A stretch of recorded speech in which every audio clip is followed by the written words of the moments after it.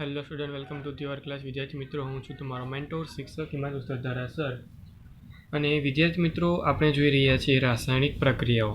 રાસાયણિક પ્રક્રિયાઓની અંદર આપણે લાસ્ટ લેક્ચર દરમિયાન 2 નંબર, 3 નંબર પર, 4 અને 5 નંબરની જે પણ રિએક્શનો છે તે આપણે યોગ્ય રીતે જોઈ હતી, એટલે કે આલ્કાઇલેશન, એસાઇલેશન, કાર્બાયો એમાઇલેશન, ત્યારબાદ નાઇટ્રસ એસિડ સાથેની પ્રક્રિયા લાસ્ટ લેક્ચર સુધી કમ્પ્લીટ કરી છે.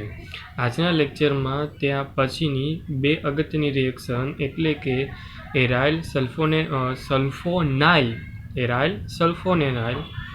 ક્લોરાઇડ સાથેની રિએક્શન પ્રક્રિયા અને ઇલેક્ટ્રોન અનુરાગી વિસ્થાપન પ્રક્રિયા. વિદ્યાર્થી મિત્રો, તમારી સાપેક્ષ જ્યારે પણ રિએક્શનની વાત થાય છે તો સ્વાભાવિક છે કે તમારે બધી રિએક્શન કમ્પ્લીટ રાખવી પડશે, કેમ કે ચેપ્ટરનો આધાર જ અહીંયાથી સંપૂર્ણ રીતે બનેલો છે અને અહીંયાથી જે સવાલ બનતા હોય છે. તો ચાલો શરૂઆત કરીએ આજના લેક્ચરની, કે જેની અંદર પ્રક્રિયામાં જોવા જઈ રહ્યા છીએ એરાઇલ સલ્ફોનાઇલ ક્લોરાઇડ સાથેની પ્રક્રિયા. તો સમજો કે તમારી સાપેક્ષ લખ્યો આ કમ્પાઉન્ડ છે તો છે કયો? Aryl sulphonyl chloride. તો આખો જે કમ્પાઉન્ડ છે તેમાં એરાઇલના શબ્દ સાથે હું સાંકળી દઉં છું એરાઇલ તરીકે. બેન્ઝીન એકદમ સિમ્પલ કમ્પાઉન્ડ જ બનાવીએ છીએ આપણે, તો એ કમ્પાઉન્ડ એટલે કે બેન્ઝીન. આ થઈ ગયું એરાઇલ. સલ્ફોનાઇલ જે છે તે સલ્ફોનાઇલને કઈ રીતે આપણે એક્સપ્લેન કરી શકીએ? તો SO2 ક્લોરાઇડ Cl. એટલે કમ્પાઉન્ડ આખો જ કંઈક આ રીતે બનશે, ડબલ બંધ O બે મને, અને અહીંયા થઈ જશે Cl. જે તમે જોઈ શકો છો કે તમારી પાસે જે કમ્પાઉન્ડ તૈયાર થયો છે તેનું એક સ્પેસિફિક નામ છે અને તેનું નામ તૈયાર થાય છે બેન્ઝીન સલ્ફોનાઇલ ક્લોરાઇડ. શું તૈયાર થાય છે વિદ્યાર્થી મિત્રો? Benzene sulphonyl chloride. વિદ્યાર્થી મિત્રો, એક વસ્તુ ખાસ કાળજીપૂર્વક સાંભળજો. આને કદાચ આપણે C6H5SO2Cl બોલીએ છીએ, લખીએ પણ આવી રીતે જ લખીશું, કે જેને ખાસ કાળજીપૂર્વક નોટ ડાઉન કરી લેજો, હાઇલાઇટ કરી લેજો તમારી ટેક્સ્ટ બુકમાં પણ અને તમારા બુકમાં પણ. તેને કહેવામાં આવે છે હિન્સનબર્ગ પ્રક્રિયક. શું કહેવામાં આવે છે વિદ્યાર્થી મિત્રો? હિન્સનબર્ગ પ્રક્રિયક. આ હિન્સબર્ગ પ્રક્રિયક છે અથવા તો હિન્સબર્ગ રિએક્શનના સંદર્ભમાં પણ તમને કોઈ ઓળખવામાં કે તો તમને સમજ હોવી જોઈએ કે હિન્સબર્ગ પ્રક્રિયક કયો છે, તો તમને સમજ પડી જવી જોઈએ C6H5SO2Cl, જેને આપણે બોલીએ છીએ હિન્સબર્ગ પ્રક્રિયક. શું કરવાનું છે આમાં? આપણે પ્રાથમિક, દ્વિતીયક એમાઇન લેવાના છે. ફરી એકવાર બોલું છું, પ્રાથમિક અને દ્વિતીયક. અહીંયા તૃતીયકની રિએક્શન થવાની નથી. શા માટે નથી થતી? શું પ્રોબ્લેમ થાય છે રિએક્શન કરવામાં, અથવા તો કઈ પ્રોબ્લેમ છે કે જેને કારણે તૃતીયક સાથે રિએક્શન થતી નથી? બધી વસ્તુ આપણે ક્લિયર થતી સમજવી છે. શરૂઆત કરીએ નંબર 1 થી. નંબર 1 એટલે કે પ્રાથમિક પ્રકારના એમાઇન ઉપાડી લઉં. પ્રાથમિક પ્રકારના એમાઇનની રિએક્શન કરાવીશ મારા બેન્ઝીન સલ્ફોનાઇલ ક્લોરાઇડ સાથે. ચાલો, આ થઈ ગયો બેન્ઝીન સલ્ફોનાઇલ ક્લોરાઇડ. હું બંને બાજુ લખું અથવા તો આવી રીતે સિમ્પલ ફોર્મમાં લખી દઉં તો પણ એ જ છે.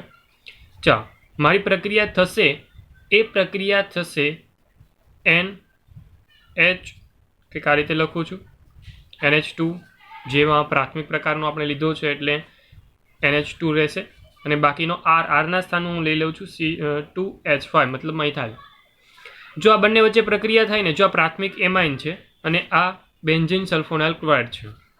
ચાલો, પ્રક્રિયા આગળ વધે. પ્રક્રિયા આગળ વધે તમે બધા જાણો જ છો કે અહીંયાથી Cl દૂર થશે, અહીંયાથી H દૂર થશે અને એ HClના ફોર્મમાં ચાલ્યું જશે અને સરળતાથી HCl રિલીઝ થઈ જશે, HCl છૂટો પડી જાય છે. પણ પ્રક્રિયાના સંદર્ભમાં જ્યારે હું પ્રક્રિયા લખું છું તો યોગ્ય રીતે નિબંધ આવી રીતે બનાવી શકું છું. જોઈ લેજો કાંક શાંતિપૂર્વક. આ ઉપર અને નીચે SO2ના સંદર્ભમાં જેમનું તેમ Cl જે રિલીઝ થયો છે તેના સ્થાને જોડાઈ ગયું છે આખો કમ્પાઉન્ડ, એટલે કે N, આ H જેમનો તેમ, આ H જેમનો તેમ, અને તેની સાથે C2H5. આખો કમ્પાઉન્ડ જે તૈયાર થાય છે તેની અંદર SO2NH આખો કમ્પાઉન્ડ તૈયાર કરે છે. અને જે કમ્પાઉન્ડ તૈયાર થાય છે તેનું નામ શું છે? તો નામ લખી શકાય N. નાઇટ્રોજન સાથે જોડાયેલો કમ્પાઉન્ડ છે તેનું આખું નામ આવે તો N. આ સાથે જોડાયેલો છે ઇથાઇલ, તો લખવું પડશે N ઇથાઇલ. અને ત્યારબાદ SO2 સાથે જોડાયેલું છે બેન્ઝીન, જેને આપણે બોલીએ છીએ બેન્ઝીન સલ્ફોનેમાઇડ અથવા તો બેન્ઝીન સલ્ફોનાઇલ એમાઇડ. બે નામ અહીંયાથી લખું છું, સમજો. પેલો શબ્દ લખું છું એ સિમ્પલ કમ્બાઈન કરીને બેન્ઝીન સલ્ફોનેમાઇડ, અને એવી જ રીતે બીજું નામ લખું છું, સમજો. થોડાક એવા શબ્દોનો ફેરફાર છે પરંતુ બંને નામ સાચા છે. Benzene sulphonyl amide. અહીંયા કમ્બાઈન કરીને લખ્યું છે અને અહીંયા એને છોટી રીતે લખ્યું છે, પરંતુ નામ તમે જોઈ શકો છો. બે નામ તમારી સાપેક્ષ રજૂ કર્યા છે, તમને જે યોગ્ય લાગે તે લખી શકો છો. પરંતુ સલ્ફોનેમાઇડ જે તૈયાર થતો આ કમ્પાઉન્ડ છે તે નાઇટ્રોજન સાથે જોડાયેલો હાઇડ્રોજન પરમાણુનો પ્રબળ ઇલેક્ટ્રોન આકર્ષક સલ્ફોનાઇલ સમૂહની હાજરીને કારણે તે જે એસિડ જે પ્રબળ હોય તે પ્રકૃતિમાં છે, મતલબ આ એસિડિક પ્રકૃતિમાં છે અને તેના કારણે તે આલ્કલીમાં દ્રાવ્ય થઈ જાય છે. આ વસ્તુ પણ યાદ રાખવાનું છે, વિકલ્પમાં તમને આવી શકે છે, નોટ ડાઉન કરી લેજો આને પણ, કે તે આલ્કલીમાં દ્રાવ્ય છે.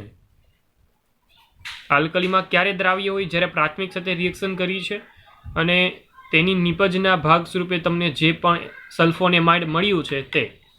ચાલો, આ વાત જેમ કરી એમ as well as same to same મારે સેકન્ડરી પ્રકારના એટલે કે દ્વિતીયક પ્રકારના એમાઇનની વાત કરવાની છે. ઓકે, ચાલો, દ્વિતીયક પ્રકારના એમાઇનની વાત કરવું એટલે સ્વાભાવિક છે કે તમે ફરી એકવાર એ જ વસ્તુ તૈયાર કરશો કે જેને રિએક્શન કરાવી છે. એટલે ડબલ બંધ O આવી રીતે પણ લખી શકો છો, તમને જે યોગ્ય લાગે તેવી રીતે તમે લખી શકો છો. આ થઈ ગયો H અહીંયા, અને એક C2H મારે પ્રાથમિક પ્રકારનો નથી લેવાનો, મારે દ્વિતીયક પ્રકારનો લેવાનો છે. એટલે બે જગ્યા પર મેં C2H5 મૂકી દીધા. ધેટ મીન્સ કે સેકન્ડરી પ્રકારનો લેવા માટે ટ્રાય કરી છે. ચાલો, પ્રક્રિયા આગળ વધારું. તમે બધા જાણો છો કે પ્રક્રિયાની નિપજ તમને શું મળવાની છે. પ્રક્રિયાની નિપજ તમે જોઈ શકો છો હવે કે શું મળશે તમને. યસ, સમજી ગયા. ફક્ત ને ફક્ત આ જે H અને Cl છે તેને રિલીઝ કરવાના છે, દૂર કરવાના છે, કેમ કે તે જગ્યાથી તે એકબીજાના પાર્ટનરશિપમાં આવશે અને એ જગ્યા પરથી પાર્ટનરશિપ આવતા તમે જોઈ શકો છો કે તમારો કમ્પાઉન્ડમાં થોડોક એવા ચેન્જ સાથે તમારો એઝ વેલ એઝ કમ્પાઉન્ડ તૈયાર થાય છે. જો મારે આનું નામ આપવું છે તો આનું નામ પણ હું એવી જ રીતે આપી શકું છું, સિમ્પલ ફોર્મમાં અત્યારે આપી દઉં છું જેમ ટૂંકું નામ આપ્યું હતું તે મુજબ. પરંતુ નાઇટ્રોજન સાથે બે કમ્પાઉન્ડ જોડાયેલા છે એટલા માટે મારે બે વખત લખવું પડશે NN, અને મારે શબ્દ પણ આપવો પડશે ડાય, કેમ કે બે સમાન છે એટલા માટે NN. શું જોડાયેલું છે તો કે ઇથાઇલ, ડાય ઇથાઇલ. ત્યારબાદ બેન્ઝીન અને SO2 સાથેનો જે કમ્પાઉન્ડ તૈયાર થાય છે નાઇટ્રોજન સાથેનો, કેમ કે આખો નાઇટ્રોજન સાથેનો જે કમ્પાઉન્ડ તૈયાર થયો છે તેને મારે આખો લેવો પડશે. એટલે તૈયાર થતો ભાગ એટલે કે બેન્ઝીન સલ્ફોનેમાઇડ. ઓકે, એક વસ્તુ ક્લિયર રાખજો, જે આટલો ભાગ તૈયાર થાય છે ને વિદ્યાર્થી મિત્રો તેને કહેવામાં આવે છે બેન્ઝીન સલ્ફોનેમાઇડ, અને આ જે ભાગ છે તેના સંદર્ભમાં આટલું નામ રહેશે. એટલે નામકરણમાં પણ ભલે આવ્યું ન હોય પરંતુ થોડોક સંદર્ભ રાખવાનો, થોડુંક કાળજીપૂર્વક આપણે સમજતું રહેવાનું કે જેને કારણે આપણે બધી વસ્તુમાં ક્લિયર હોઈ શકે. ઓકે, હવે જે વાત આમાં કરી હતી તેમાં એસિડિક પ્રકૃતિ હતી. એસિડિક પ્રકૃતિ કોના કારણે હતી? ફક્ત ને ફક્ત આ જે પણ નાઇટ્રોજન સાથે જોડાયેલો હાઇડ્રોજન છે ને તેને કારણે. અહીંયા તે છે નથી. ફક્ત ને ફક્ત આના કારણે એસિડિક પ્રકૃતિ હતી, એના કારણે આલ્કલીમાં દ્રાવ્ય હતા. તો અહીંયા ના તો H છે ના તો એસિડિક પ્રકૃતિ છે. તો સમજી જાઓ વિદ્યાર્થી મિત્રો, આ એસિડિક પણ નથી, આ આલ્કલીમાં દ્રાવ્ય પણ નથી. સમજાયું? તો અહીંયા નોટ ડાઉન તમને પણ કરવા કહીશ કે આલ્કલીમાં અદ્રાવ્ય પ્રકૃતિ છે. અહીંયા આલ્કલીમાં અદ્રાવ્ય. તો વિદ્યાર્થી મિત્રો ખાસ કાળજીપૂર્વક નોટ ડાઉન કરતા રહેજો. આ એસિડિક પ્રકૃતિમાં આવે છે એઝ અ આન્સર તરીકે જે મળતો કમ્પાઉન્ડ હતો તે આ એસિડિક પ્રકૃતિમાં હવે રહેતો નથી, આ યોગ્ય રીતે હતો. બધી વસ્તુ નાની નાની છે પણ સમજવી યોગ્ય છે કે જે તમને વિકલ્પમાં ખૂબ જ ઉપયોગી થશે. એટલે નોટ ડાઉન કરીને રાખી દેજો કોઈ પ્રકારની ભૂલ કર્યા વગર. ચાલો, આ જે બાબત મેં તમને ચર્ચામાં મૂકીને એ ફક્ત ને ફક્ત પ્રાથમિક અને દ્વિતીયકની મૂકી. હું તમને કહેતો હતો તે મુજબ તૃતીયકની પણ ચર્ચા કરીએ. ચાલો, તૃતીયકની ચર્ચા કરવામાં હું એમ જ કહીશ કે જો આપણે વાત કરીએ છીએ દર વખતે H અને Clને દૂર કરવાની, મારી પાસે સપોઝ કે બધી જગ્યાએથી C2H5 C2H5 એન્ડ C2H5 ધરાવતો આ કમ્પાઉન્ડ સિમ્પલ પ્રકારનો તૃતીયક પ્રકારનો છે, તો અહીંયા H તો પહેલાં છે જ નહીં કે જે ઇન્ટરેક્શન કરીને અહીંયાથી Clને દૂર કરી શકે. ધેટ મીન્સ કે હું એવું કહેવા માગું છું કે અહીંયા એટલી એબિલિટી છે જ નહીં કે જેને કારણે તે તૃતીયક પ્રકારનો જે પણ સંયોજન હોય તે તૃતીયક પ્રકારનું સંયોજન બેન્ઝીન સલ્ફોનાઇલ ક્લોરાઇડ સાથે પ્રક્રિયા કરી શકે. ક્લિયર? તો સમજી જાઓ વિદ્યાર્થી મિત્રો કે તેની સાથે તે પ્રક્રિયા કરવા માટે સક્ષમ બનતું નથી. તો બેન્ઝીન સલ્ફોનાઇલ ક્લોરાઇડ ફક્ત ને ફક્ત પ્રાથમિક અને દ્વિતીયક માટે જ તે રિએક્શન આપી શકે છે અને યોગ્ય નિપજ પણ મેળવીને ક્લિયર કરાવી શકે છે. તો વિદ્યાર્થી મિત્રો, તમે આ જે વસ્તુ વારંવાર તૈયાર થઈ છે તમારી સાપેક્ષ, એક એક રિએક્શનમાં વસ્તુ જોઈએ છે. કોઈ રિએક્શન ફક્ત પ્રાથમિક માટે પોસિબલ હોય, કોઈ રિએક્શન ફક્ત દ્વિતીયક માટે પોસિબલ છે અને કોઈ રિએક્શન તૃતીયક માટે પણ પોસિબલ હોય. તો આવી રિએક્શનને પહેલાં તો તમે ક્લિયર મગજમાં સેટ કરો. મારે હવે તૃતીયકને અલગ પાડવો છે. સપોઝ કે મારી પાસે કોઈ દ્રાવણ છે, એ એમિનો સંયોજનો એમાઇડ સંયોજનો આપ્યા છે. એમાઇન સંયોજનો તમને આપ્યા છે, સમજો એક્ઝામ્પલ તરીકે બોલું છું. તમને એમાઇન સંયોજન આપ્યા છે. હવે એમાં પ્રાથમિક છે, દ્વિતીયક છે કે તૃતીયક છે એ મને ખબર નથી. મને એક બીકરમાં ભરીને આપી દીધું છે લિક્વિડ. મને એમ કહી દીધું છે કે આ લિક્વિડ જે છે તેમાં પ્રાથમિક, દ્વિતીયક કે તૃતીયક પ્રકારનું સંયોજન છે, એ નક્કી કરીને તમે અમને આપો. તો હું શું કરીશ? મારે તૃતીયક છે કે નહીં મારે જાણવું છે. ચલો એક્ઝામ્પલ તરીકે એટલું જ લઈ લઉં છું. કેટલું લઉં છું? મારે તૃતીયક છે કે નહીં એ જાણવું છે. હું શું કરીશ? તો વિદ્યાર્થી મિત્રો, તમારે ત્યાં પ્રેક્ટિકલી વિચારવું પણ પડે. હું શું કરીશ તો કે બેન્ઝીન સલ્ફોનાઇલ ક્લોરાઇડ સાથે રિએક્શન કરાવીશ. જો રિએક્શન પોસિબલ ન થાય, મતલબમાં કોઈ જ પ્રકારનો ચેન્જ ન થાય, કલર ચેન્જ પણ ન થાય, પ્રેસિપિટેટ પણ ન મળે, કોઈ પણ વસ્તુ ફેરફારમાં ન આવે, તો સમજી જવાનું કે રિએક્શન નથી થાય. અને રિએક્શન ન થાય એટલે સમજી જવાનું કે તૃતીયક પ્રકારનો એમાઇન ત્યાં હાજર હશે. તો વિદ્યાર્થી મિત્રો, આ જે પ્રક્રિયા આપણે સમજી શકીએ ને, આ એક્ઝામ્પલ દ્વારા મેં તમને જે સમજાવવાની કોશિશ કરાવી છે તે વસ્તુ પણ આ સમજવાની છે આપણે. અને હાલના દિવસોની અંદર બેન્ઝીન સલ્ફોનાઇલ ક્લોરાઇડ નથી યુઝ થતું. હાલના દિવસોની અંદર આવી રીતે જો કોઈ પરખ કરવી હોય અલગ અલગ એમાઇન સંયોજનની, તો તેના જગ્યા પર, એટલે કે જે બેન્ઝીન સલ્ફોનાઇલ ક્લોરાઇડ છે તેના જગ્યા પર પેરાટોલ્યુઇન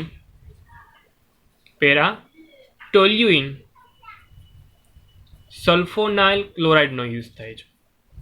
મતલબમાં CH3 પેરા જગ્યા પર લગાવીને, આ જગ્યા પર CH3 લગાવીને જે કમ્પાઉન્ડ તૈયાર થાય તેને આપણે કહી શકીએ છીએ પેરાટોલ્યુઇન સલ્ફોનાઇલ ક્લોરાઇડ. તેનો ઉપયોગ આપણે કરીએ છીએ નોર્મલ લાઈફમાં, જે લેબની પ્રોસેસ છે ને તેની અંદર. ઓકે, ચાલો. તો આ જે પ્રોસેસ હતી તેમાં આપણે યુઝ કર્યો હિન્સબર્ગ પ્રક્રિયક, જેને આપણે કહીએ છીએ બેન્ઝીન સલ્ફોનાઇલ ક્લોરાઇડ. ચાલો વિદ્યાર્થી મિત્રો, આ હતી 6 નંબરની રિએક્શન કે જે ખૂબ જ અગત્યની આપણે કહી શકીએ છીએ. અલગ અલગ દ્રષ્ટિકોણથી તમે એને જોઈ શકો છો, સમજી શકો છો. પરંતુ વિદ્યાર્થી મિત્રો, હું તમને નોટ ડાઉન કરવા કહેતો હોઉં છું ત્યારે પ્લીઝ નોટ ડાઉન કરતા જજો, કેમ કે એ વસ્તુ યાદ રાખવાની હોય છે કે તેમાં કઈ કઈ રિએક્શન પોસિબલ છે, કઈ રિએક્શન પોસિબલ નથી. ઓકે, ચાલો નંબર 7 પર હું આગળ વધું છું અને લાસ્ટ પોર્શન રહેશે આપણી રાસાયણિક પ્રક્રિયાઓ માટે. ચાલો, લાસ્ટ પોર્શન જે પણ છે તે ખૂબ જ અગત્યનો છે.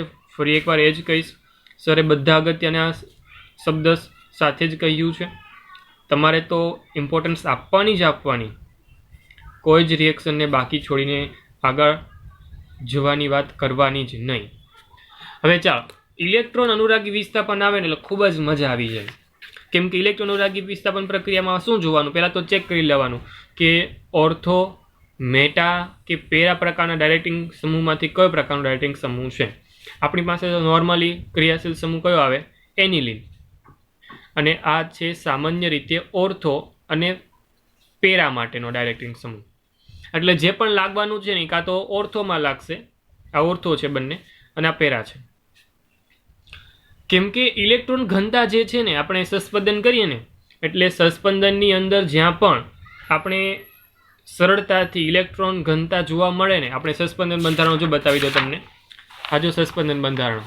હવે અહીંયા ઓર્થોમાં પહેલાં ગયું, પછી પેરામાં ગયું, પછી ઓર્થોમાં ગયું. મતલબમાં ઇલેક્ટ્રોન ઘનતા જે વધુ છે તે ડાયરેક્ટ્રિક સમૂહ કહેવાય. અને એનિલિનનું જે એનિલિનનું સસ્પેન્શન બંધારણ આપણે ગુણધર્મમાં જોયું તે હું તમને બતાવી રહ્યો છું. તો સ્વાભાવિક છે કે આપણે ઓર્થો અને પેરા પ્રકારના ડાયરેક્ટ્રિક સમૂહની અહીંયા વાત કરી રહ્યા છીએ. પરંતુ વિદ્યાર્થી મિત્રો પ્રોબ્લેમ્સ અહીંયા ખૂબ જ મોટી છે. સર અહીંયા પણ પ્રોબ્લેમ શું પ્રોબ્લેમ છે બોલો ને સર, બોલો. ચાલો, સરની પ્રોબ્લેમ એ છે કે તમારી પાસે બેન્ઝીન સાથે જોડાયેલો આ ક્રિયાશીલ સમૂહ કે જેની અંદર લોન પેર છે. આ હાઇડ્રોજન તો ચાલો ઓકે સમજાયા, પરંતુ આ લોન પેર છે ને વિદ્યાર્થી મિત્રો, એ લોન પેર તમને હેરાન કરી શકે છે. કેમ કે આ લોન પેર એવી લોન પેર કહી શકાય કે જે નાઇટ્રોજન સાથે જોડાયેલી છે. ધેટ મીન્સ કે બેન્ઝીન વલયમાં જો તે ભાગીદારી નહીં લે તો આ જગ્યા પર આ લોન પેર જો આ સસ્પેન્શનમાં ભાગ લેશે તો આ 3 જગ્યા પર યોગ્ય રીતે ઇલેક્ટ્રોન ઘનતા વધે અને કોઈ બહારનો ક્રિયાશીલ સમૂહ આપણે એન્ટર કરાવી શકીએ. પરંતુ જો લોન પેર કોઈ જગ્યા પર વપરાઈ ગઈ તો સમજી જજો કે રિએક્શન પોસિબલ બનશે નહીં. ક્લિયર? ચાલો સમજીએ 1 by 1. હું અહીંયા નંબર 1 પર લઉં છું બ્રોમિનેશન. ઓકે, નંબર 1 પર શું લઉં છું વિદ્યાર્થી મિત્રો? બ્રોમિનેશન. ચાલો બ્રોમિનેશનથી શરૂઆત કરીએ છીએ. બ્રોમિનેશન મતલબમાં તમને સમજ પડી જવી જોઈએ કે બ્રોમિન એડ કરવાની વાત કરી રહ્યો છું. ચાલો બ્રોમિનેશનની વાત કરું એટલે પહેલાં તું એનિલિનની વાત કરી દઈશ. એનિલિન લઉં છું, એનિલિન લીધો. ચાલો NH2 બેન્ઝીન પર હું પ્રબળ કન્ડિશન વાપરું છું. અહીંયા સમજો, ઓરડાના તાપમાને એનિલિનને પ્રબળ કન્ડિશન તરીકે હું મૂકી છું બ્રોમિન જળ સાથે. બ્રોમિન જળ પ્રબળ કન્ડિશનની એક કન્ડિશન કહેવાય. જો તમે સિમ્પલ બ્રોમિન સાથે રિએક્શન કરાવો છો તો એ સ્વાભાવિક છે કે નોર્મલ કન્ડિશન કહી શકાતી. બ્રોમિન જળ સાથે રિએક્શન થતી હોય, નોર્મલી બ્રોમિન જે છે તે લિક્વિડ બ્રોમિન પણ હોઈ શકે છે અને જેને આપણે બ્રોમિન જળ બોલીએ છીએ, અને અલગ અલગ દ્રાવકોની અંદર દ્રાવ્ય પણ હોઈ શકે છે. તો એ મુજબ તેની એબિલિટી અલગ અલગ છે. બ્રોમિન જળ એટલે પ્યોર ફોર્મ કહી શકાય બ્રોમિનનું, અને એ બ્રોમિન જળ અહીંયા યુઝ કરું છું. બ્રોમિન જળનો જો યુઝ કર્યો તો વિદ્યાર્થી મિત્રો સમજી જજો કે તમારી પાસે સફેદ કલરના પ્રેસિપિટેટ મળશે. અને એ પ્રેસિપિટેટ કોના છે તો કે આ NH2ની સાથે આ ઓર્થો અને પેરા બધા જ સ્થાનમાં બ્રોમિન એન્ટર થઈ જાય એક સાથે જ આ 3 જગ્યા પર એન્ટર થઈ જાય, જેનું નામ આપણે સરળતાથી લખી શકીએ છીએ કે 2 4 6. કેમ કે આ 1 કહેવાય, આ 2 છે, આ 3, આ 4, આ 5. Okay, clear? આ 1 નંબરનો કાર્બન, વેઇટ શું થયું, સોરી 3, આ 4, આ 5, 6. બેન્ઝીન 6 નંબરનું હોય ને, હા એમ 5 નંબરે પૂરું થતું હતું. ચાલો, તો આ બીજા પર, ચોથા પર અને છઠ્ઠા પર 2 4 6 બ્રોમિન છે. મતલબ લખી શકાય ટ્રાય બ્રોમો, અને પછી આપણું કમ્પાઉન્ડ કયું છે NH2 વાળું, એટલે કે એનિલિન. તારું નામ તૈયાર થઈ ગયું, જોઈ લેજો, એનિલિન. ચાલો, તો વિદ્યાર્થી મિત્રો જ્યારે આ રિએક્શન થઈ રહી છે તો આ રિએક્શનની અંદર પ્રબળ કન્ડિશન છે. પરંતુ જો મારે કોઈ એવો કમ્પાઉન્ડ જોઈએ છે કે જેની અંદર ફક્ત ને ફક્ત કોઈ એક જગ્યા પર આ NH2 જેમનો તેમ રાખવું અને કોઈ એક જગ્યા પર કાં તો મેટા સ્થાન પર, ક્યાં તો ઓર્થો સ્થાન પર અને ક્યાં તો પેરા સ્થાન પર મારે એક જ બ્રોમિન જોતો છે, કોઈ પણ એક જગ્યા પર મારે એક જ બ્રોમિન જોતો છે, તો મારે શું કરવું જોઈએ? પ્રબળ કન્ડિશન ત્યાં એપ્લાય થશે? ના, ન થાય. પ્રબળ કન્ડિશન મૂકશો કે જેટલી જગ્યા ખાલી હશે તે બધી જગ્યા પર લાગી જશે એકી સાથે.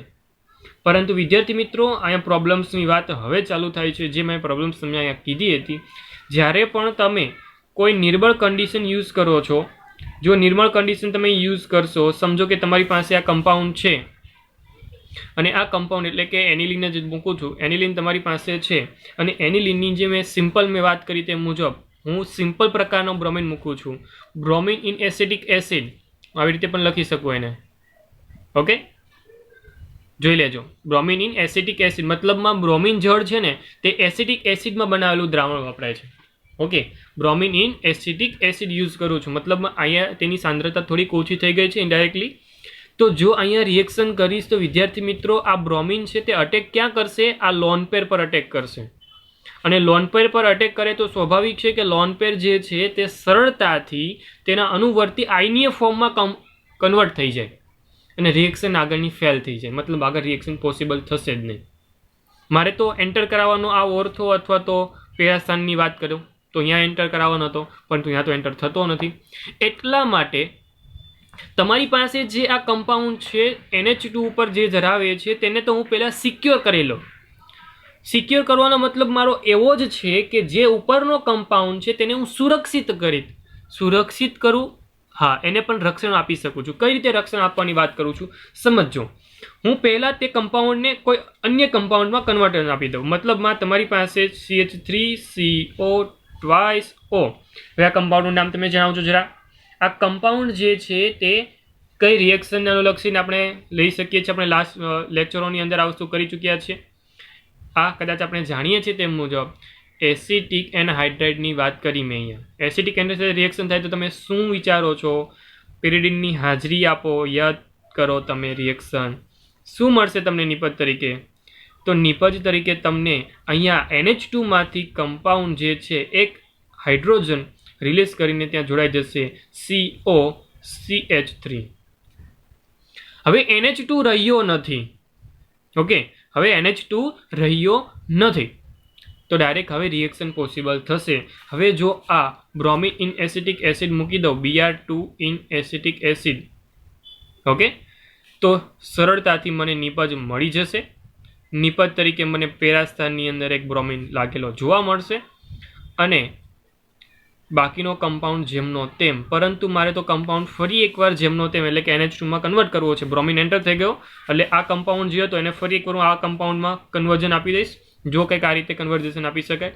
ફક્ત ને ફક્ત OH માઇનસ અથવા તો બેઝિક કન્ડિશન બોલી શકું, અથવા તમે ત્યાં H+ ની હાજરી આપી દો, મતલબ એસિડિક કન્ડિશન આપી દો, તો સરળતાથી એ જે કમ્પાઉન્ડ હતો એ કમ્પાઉન્ડમાંથી તમને સરળતાથી NH2 પાછો મળી જશે અને બાકીનો કમ્પાઉન્ડ જેમનો તેમ રહેશે.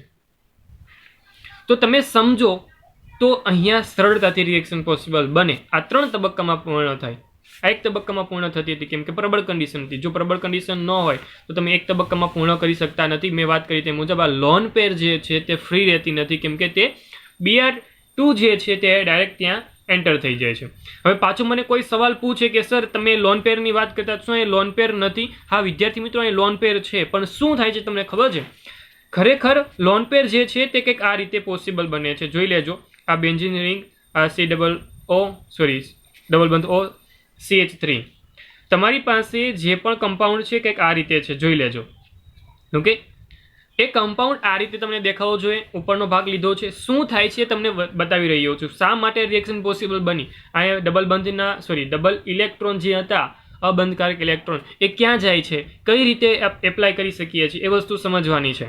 તો સમજો કે વિદ્યાર્થી મિત્રો, તમારી પાસે જે પણ લોન પેર છે તે અહીંયા આગળ વધે, મતલબમાં આ જે ઇલેક્ટ્રોન જે છે તે કમ્પાઉન્ડમાં જે આ એસિટિક એનહાઇડ્રાઇડ છે તેની સાથે રિએક્શન કરશે એટલે તેના બંધના ઇલેક્ટ્રોન જે અહીંયા ટ્રાન્સફર થશે. શા માટે અહીંયા ટ્રાન્સફર થાય ખબર છે તમને? તો કે આ જે બંધના ઇલેક્ટ્રોન છે ને એ ઓક્સિજન મેળવી લે એટલા માટે. ઓક્સિજન છે તે વધુ વિદ્યુતઋણતા ધરાવે છે, તે ઇલેક્ટ્રોનને ખેંચે પોતાની તરફ, એટલે કાર્બન તરફ ઇલેક્ટ્રોનની ઘનતામાં ઘટાડો થાય અને એ ઘનતા પૂરી પાડવા માટે નાઇટ્રોજનના ઇલેક્ટ્રોન તે દાન કરે. ધેટ મીન્સ કે નાઇટ્રોજન પાસે એક ચાર્જ તૈયાર થાય છે દાન કરવાને કારણે, પોઝિટિવ ચાર્જ. ધેટ મીન્સ કે તમારી પાસે આ કમ્પાઉન્ડ કંઈક આ રીતે થઈ જશે તૈયાર. આ થઈ ગયો O3 લોન પેર ધરાવતો માઇનસ, કેમ કે તે ઇલેક્ટ્રોન મેળવીને તૈયાર થઈ બેઠો છે. આ CH3 જેમનો તેમ, અને આ ઇલેક્ટ્રોન દાન કરે છે માટે પોઝિટિવ. ધેટ મીન્સ કે આ થઈ ગયું સસ્પેન્શન બંધારણ. વિદ્યાર્થી મિત્રો, ઇનડાયરેક્ટલી તમે સમજો તો આ સસ્પેન્શન બંધારણ અહીંયા ક્લિયર થયું. એટલે થશે શું કે જ્યારે બ્રોમિન એન્ટર થશે ને એટલે આ કમ્પાઉન્ડ તૈયાર થઈ જાય. હવે આ કમ્પાઉન્ડ તૈયાર થઈ ગયું, જો બ્રોમિન એન્ટર આ કમ્પાઉન્ડ તૈયાર થાય તો સ્વાભાવિક છે નાઇટ્રોજન પાસે લોન પેર નથી. લોન પેર ગાયબ કરવાની વાત હતી, ગાયબ થઈ ગઈ. હવે આ કમ્પાઉન્ડ હોય એટલે ત્યારે બ્રોમિન એન્ટર થાય. બ્રોમિન એન્ટર થાય એટલે સ્વાભાવિક છે કે બ્રોમિન પેરા સ્થાનની અંદર એન્ટર થશે. હવે નાઇટ્રોજન પાસે આવશે નહીં, પેરા સ્થાનમાં ગયો. હવે પેરા સ્થાનમાં જેવો જશે એટલે જે કણ આ સસ્પેન્શન બંધારણ હતું તે ફરી એકવાર કન્વર્ઝેશન પામીને આ બની જશે. ધેટ મીન્સ કે તમારે આ બંધારણ તમને પાછું મળી ગયું કે જેમાં લોન પેર પાછી અહીંયા મળી ગઈ, કેમ કે સસ્પેન્શન છે, ફરી એકવાર પાછી મળી શકે અને મળી જાય. હવે જે કમ્પાઉન્ડ આ તૈયાર થતું હતું એ કમ્પાઉન્ડમાંથી ફરી એકવાર આપણે એસિડિક અથવા તો બેઝિક મીડિયમ તૈયાર કરીને આપણે મૂળ કમ્પાઉન્ડ પર પાછા આવી ગયા. ક્લિયર? આઈ થિંક સો કે તમને આ બધી જ માહિતી સમજાઈ. નામ આપી દઉં, આ એનિલિન છે, આપણા ઘરનો જ. આ જે પદાર્થ તૈયાર થયો છે એને તો આપણે જાણીએ જ છીએ, લાસ્ટ લેક્ચરમાં આવી ગયો છે. એન ફિનાઇલ, નાઇટ્રોજન સાથે ફિનાઇલ જોડાયેલો છે અને COCH3 છે. આખો કમ્પાઉન્ડ NCOCH3 એટલે તેને કહેવાય છે ઇથેનેમાઇન. ઓકે, અથવા તો આપણે તેને એસિટેનિલાઇડ પણ બોલીએ છીએ, યાદ કરજો. ચલો, આ જે કમ્પાઉન્ડ છે તેના પેરા સ્થાનમાં આનું લખી દેવાનું પેરા બ્રોમો એસિટેનિલાઇડ. આ કમ્પાઉન્ડનું નામ શું થશે? તો કે 4 બ્રોમો થશે ને, 4 1 2 3 4. Okay, 4 bromo aniline. Clear? I think so કે તમને બધી જ માહિતી ક્લિયર થતી સમજાઈ હશે. વસ્તુ ક્લિયર શબ્દ સાથે મેં તમને સમજાવવાની ટ્રાય કરી છે. ન સમજાય તો ફરી એકવાર વિડીયો જોજો, ફરી એકવાર આ જ માહિતીને કોન્સન્ટ્રેટ કરજો, કેમ કે એક જે વસ્તુ સમજી છે તો બાકીની જે પણ માહિતી નેક્સ્ટ આવવાની છે as well as same to same રહેવાની છે. ક્લિયર? ચાલો, આ જે હતી તે બ્રોમિનેશન હતી. નેક્સ્ટ હવે જે પણ કરવા જઈ રહ્યો છું તે છે નાઇટ્રેશન. ચાલો, નાઇટ્રેશનની માહિતી આવી જ રીતે આપી દઉં તમને. નંબર 2 પર રહેશે નાઇટ્રેશન. હવે જો નાઇટ્રેશનમાં પણ પ્રબળ કન્ડિશન જો હું તમારી સાપેક્ષ રજૂ કરતો એટલે સમજી જવાનું કે પ્રબળ કન્ડિશન થશે તો નિપજ કંઈક આ રીતે બને છે. જોઈ લેજો વિદ્યાર્થી મિત્રો, અહીંયા પણ કંઈક અલગ છે. શું અલગ છે સમજજો. તમારી પાસે નાઇટ્રેશન થઈ રહ્યું છે તો આપણે કદાચ જાણીએ જ છે બધા કે નાઇટ્રેશન કરવા માટે HNO3 + H2SO4 ની જરૂર પડે. આના સિવાય તો પોસિબલ બની ન શકે. પરંતુ તાપમાન જે છે 288 કેલ્વિન જેટલું રાખવાનું છે. કેટલું રાખવાનું છે વિદ્યાર્થી મિત્રો? 288 કેલ્વિન જેટલું. અને સરળતાથી નિપજ જે બને છે ને એ નિપજ કુલ અલગ અલગ 3 પ્રકારની એક સાથે મિશ્ર અવસ્થામાં તમને જોવા મળશે. પેલી નિપજ કે જે NH2 અને તેના પેરા સ્થાનની અંદર NO2 એન્ટર થાય તે પર્સન્ટેજ વાઇઝ 51% મળે છે. નંબર 2 બીજી નિપજ જે છે એ નિપજ NH2 અને એ છે મેટાસ્થાનની અંદર. તો આ મેટાસ્થાનની અંદર કઈ રીતે ગયો વિદ્યાર્થી મિત્રો વિચારજો. અને ત્રીજી પણ સાથે મળી રહી છે અને એ છે NH2 સાથે અને એ જાય છે ઓર્થો સ્થાનની અંદર અને તેનું પ્રમાણ ખૂબ જ ઓછું એટલે કે 2% જેટલું જ છે, 2% જેટલું જ છે. હવે આ નિપજ કઈ રીતે બને આ તો ચાલો સમજાય કે આપણે પેરા અને ઓર્થોની વાત યોગ્ય રીતે કરીએ છીએ, કેમ કે NH2 જે છે એ બેન્ઝીન પર લાગે એટલે કે એનિલિન જે બને છે તે ઓર્થો અને પેરા ડાયરેક્ટિંગ સમૂહ છે. પરંતુ વિદ્યાર્થી મિત્રો જે આ રિએક્શન થઈ રહી છે તેમાં સીધું નાઇટ્રેશન આપણે કરીએ છીએ તો તેમાં જે પણ ઓક્સિડેશન કરતા પદાર્થ વાપરીએ છીએ ચાલો ઓકે સમજાય છે, ઓકે છે. પરંતુ વધુ પ્રબળ એસિડિક માધ્યમમાં એનિલિન જે હોય તે પ્રોટોનિક થઈ જાય છે અને એનિલિનમાંથી બની જાય છે. સમજો પ્રક્રિયા દરમિયાન જે પણ આ H+ રિલીઝ કરતા હોય, સ્વાભાવિક છે કે એસિડ છે એટલે એસિડ રિલીઝ કરે શું H+, અને H+ એ અહીંયા લાગી જાય છે અને અહીંયા થઈ જાય છે H3O+. તમે કદાચ આને ઓળખો છો, આપણા ઘરનો જ છે. જુઓ તો શું છે? યસ, તમે બધા જાણો છો આને.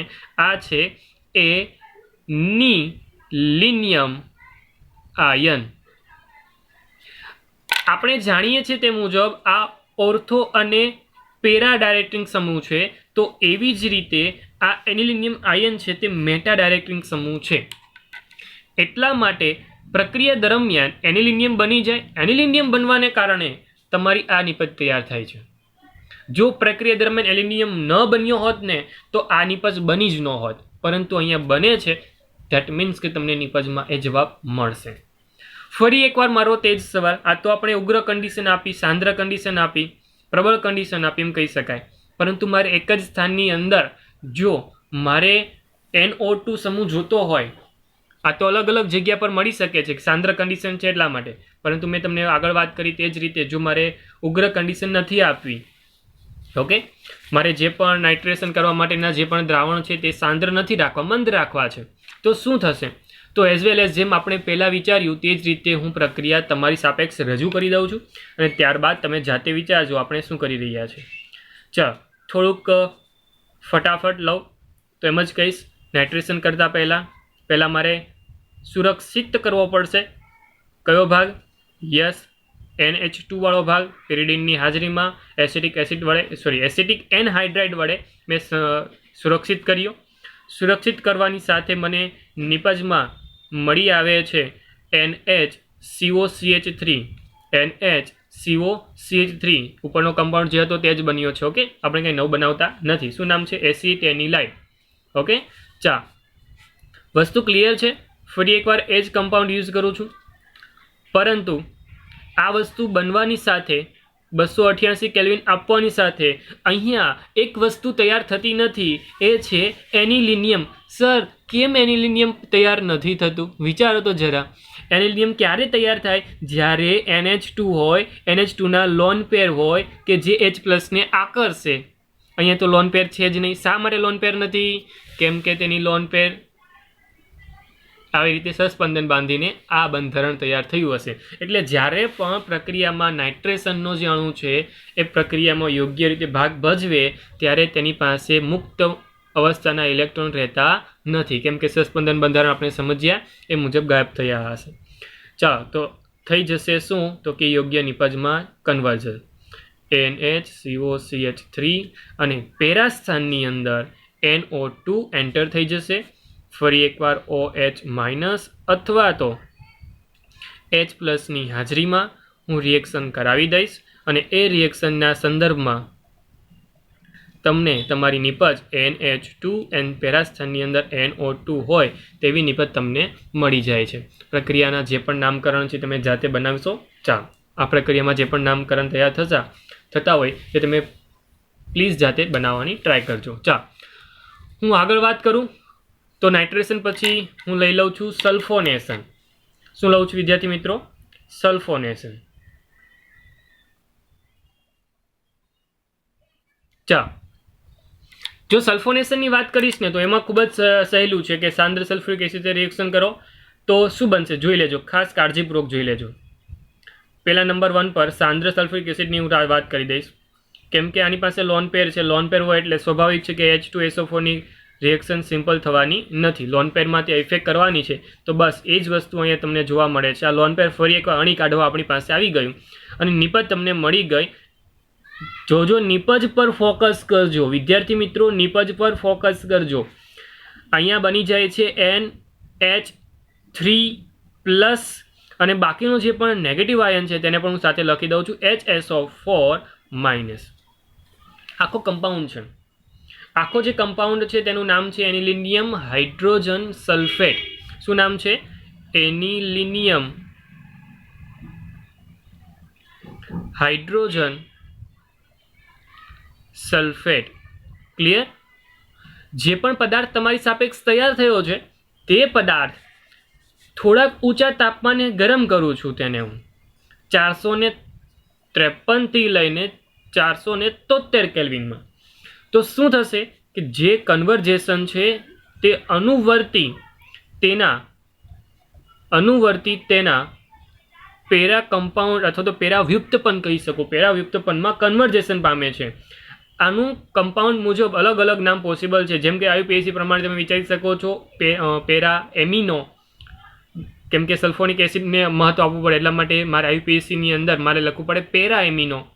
પેરા ન બોલી શકાય, 4 એમિનો બોલી શકાય, અથવા સામાન્ય નામ છે તો para amino benzene sulphonic acid અથવા તો સલ્ફાનિલિક એસિડ. આ જે કમ્પાઉન્ડ છે ને તે સ્થાયી નથી, એટલે તે આયનીય કમ્પાઉન્ડના ભાગ સ્વરૂપે પણ પોસિબલ બની જાય છે. ધેટ મીન્સ કે કમ્પાઉન્ડ જે છે એ કંઈક આ રીતે પણ પોસિબલ બનશે. આ જે H છે એ રિલીઝ થઈ જાય દ્રાવણની અંદર અને એ H સ્વાભાવિક છે કે આ ઉપરની ભાગ પર આવી જશે. અહીંયાથી તે રિલીઝ થઈ જશે એટલે કમ્પાઉન્ડને દર્શાવીશ કે SO3- સ્વરૂપમાં. અને આ જે આયનીય ભાગ તૈયાર થાય છે, આયનીય ભાગ, તેને કહેવામાં આવે છે જ્વિટર આયન. ખાસ નોટ ડાઉન કરી લેજો આ જ્વિટર આયનની રિએક્શનને અને જ્વિટર આયનને. ક્લિયર શબ્દ સાથે બોલું છું, જે પ્રક્રિયા તૈયાર થઈ છે તેમાં ફક્ત ગરમી આપું ને તો પણ સલ્ફાનિલાઇડ એસિડ સલ્ફાનિલિક એસિડ તૈયાર થઈ જાય છે અને તે ઇનડાયરેક્ટલી જ્વિટર આયનની ભૂમિકા તરીકેની તેની પ્રકૃતિ તમે સ્વીકાર્ય કરી શકો છો. વિદ્યાર્થી મિત્રો, અહીંયા તમારી પાસે જે પણ પ્રક્રિયા તૈયાર થઈ એકદમ સિમ્પલ હતી. આમાં કોઈ નિર્બળ કન્ડિશન એપ્લાય કરતો જ નથી, પરંતુ પ્રક્રિયા જોઈ શકો છો કઈ રીતે તમે એક પેરાસ્થાનમાં તમારે કમ્પાઉન્ડ જોતો હોય, SO3H જોતો હોય તો તમે શું કરો છો તો કે ગરમી આપો છો. That's it. હવે આગળ વધીએ તો આ વાત સલ્ફોનેશનની હતી. આગળ વધતા તમારી પાસે આવે છે આલ્કાઇલેશન અને એસાઇલેશન. ઓકે, ફિડલ ગ્રાફ આલ્કાઇલેશન અને એસાઇલેશન. તો ફિડલ ક્રાફ્ટ પ્રક્રિયા, ફિડલ ગ્રાફ્ટ પ્રક્રિયામાં એક પદાર્થ વપરાય છે અને એ પદાર્થ એટલે બધાનો લોકપ્રિય પદાર્થ, અને એમાં પણ ખાસ ફિડલ ગ્રાફ માટે લોકપ્રિય, આપણા બધા માટે નહીં, ફિડલ ગ્રાફ માટે લોકપ્રિય પદાર્થ, અને એ છે એલ્યુમિનિયમ ક્લોરાઇડ એટલે કે નિર્જળ AlCl3. પ્રોબ્લેમ અહીંયા એ છે કે જે પણ AlCl3 છે એ તમારા એનિલિન સાથે પ્રક્રિયા કરવા એન્ટર થાય એટલે સ્વાભાવિક છે કે આ જે બે ઇલેક્ટ્રોન છે એ ફરી એકવાર આપણી અણી કાઢે, અને અણી એટલે સમજી જજો. ચાલો, એટલે ફરી એકવાર આ જે પ્રક્રિયક છે તે ડાયરેક્ટ અટેચ કરશે આ ઇલેક્ટ્રોનને સાથે લઈને, અને સ્વાભાવિક છે કે એઝ અ ઉદ્દીપકની ભૂમિકા અહીંયા તૈયાર થતી હતી.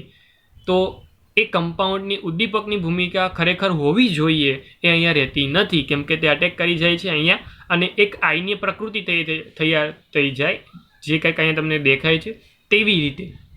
ઓકે, અને સ્વાભાવિક છે કે તેવી રીતે આયનીય પ્રકૃતિ તૈયાર થઈ જાય છે, અને તેના જ કારણે એનિલિનનો જે પણ નાઇટ્રોજન પરમાણુ છે તે ધન વીજભારિત બનશે અને આખો જ કમ્પાઉન્ડ એ નિષ્ક્રિય બની જાય છે. ઓકે, આખો જ કમ્પાઉન્ડ જે પણ આયનીય પ્રકૃતિમાં આવશે તે આયનીય પ્રકૃતિમાં જે આવતો કમ્પાઉન્ડ છે તે નિષ્ક્રિય બની જાય છે, કે જેને કારણે આગળની જે પણ રિએક્શન નિર્જળ એલ્યુમિનિયમ ક્લોરાઇડ સાથે થવી જોઈએ એ પોસિબલ બનતી નથી. તો વિદ્યાર્થી મિત્રો, નોટ્સ મારી દેજો અહીંયા કે તમારી પાસે જ્યારે પણ એનિલિન છે ત્યારે ફિડલ ગ્રાફ્ટ પ્રક્રિયા પોસિબલ બનતી નથી. ખાસ નોટ ડાઉન કરી દેજો. ક્લિયર? ચાલો, તો આ રિએક્શનો હતી આપણી ઇલેક્ટ્રોન અનુરાગી વિસ્થાપન પ્રક્રિયાઓ. ખૂબ જ કાળજીપૂર્વક તમારે સમજવી જોઈએ. આનું મહત્વ ખૂબ જ અગત્યનું છે, કેમ કે અહીંયા તેની પાસે ખૂબ જ અગત્યતાપૂર્વક બે ઇલેક્ટ્રોન રહેલા છે જે તમને બધી જ માહિતી સમજાવવા માટે તત્પર છે.